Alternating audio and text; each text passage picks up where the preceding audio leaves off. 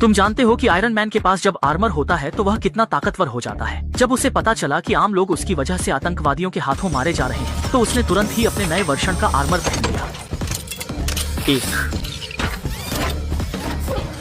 इसके बाद वह अपने गंतव्य की ओर तेजी से उड़ा। उसकी जबरदस्त रफ्तार ने भयानक सोनिक बूम भी पैदा किया। उसी समय आम लोग आतंकवादियों की बर्बर हत्या का शिकार हो रहे थे।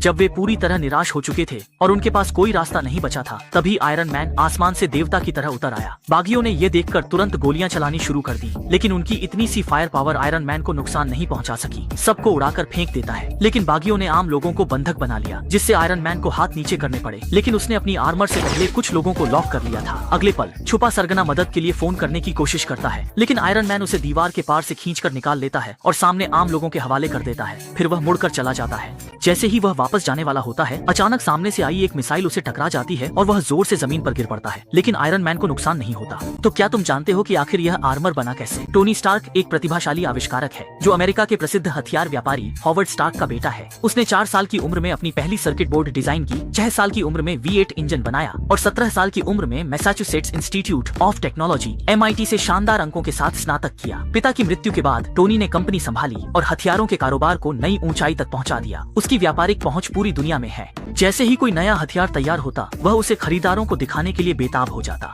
जैसे ही मिसाइल आसमान में गई, वह अनगिनत छोटे छोटे बमों में बंट गई जो नीचे गिरने लगी।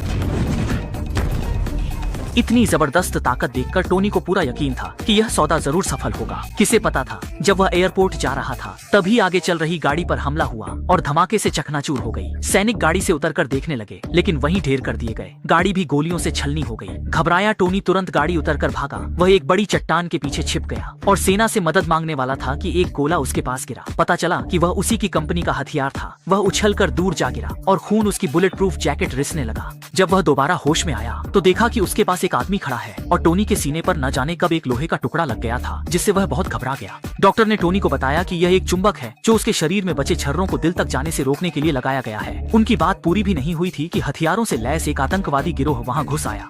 उन्होंने टोनी को एक नक्शा थमाया और उनका मकसद ये था कि टोनी उनके लिए मिसाइल बनाए। ईमानदार टोनी ने तुरंत मना कर दिया, लेकिन अगले ही पल उसे कठोर यातना दी जाने लगी। जान बचाने के लिए टोनी को आखिरकार समझौता करना पड़ा। आतंकवादियों ने टोनी को अपना शस्त्रागार दिखाया और वादा किया कि उसे जो भी चाहिए होगा वह कभी भी मांग सकता है। उसके सामने रखे हथियारों को देखकर, जो सभी उसकी अपनी कंपनी के बने थे, टोनी बहुत दुखी हो गया और उसके मन में गहरा झटका लगा। इसलिए उसने ऊपर ऊपर तो हामी भर दी, लेकिन अंदर ही अंदर वह एक बड़ी योजना बना रहा था। सबसे पहले उसने मिसाइल में से पैलेडियम तत्व निकाला, एक सूक्ष्म रिएक्टर बनाया ताकि दिल को ऊर्जा मिलती रहे। फिर एक यांत्रिक कवच की डिजाइन तैयार की जिससे वह वहां से भाग सके। टोनी ने अपनी बेहतरीन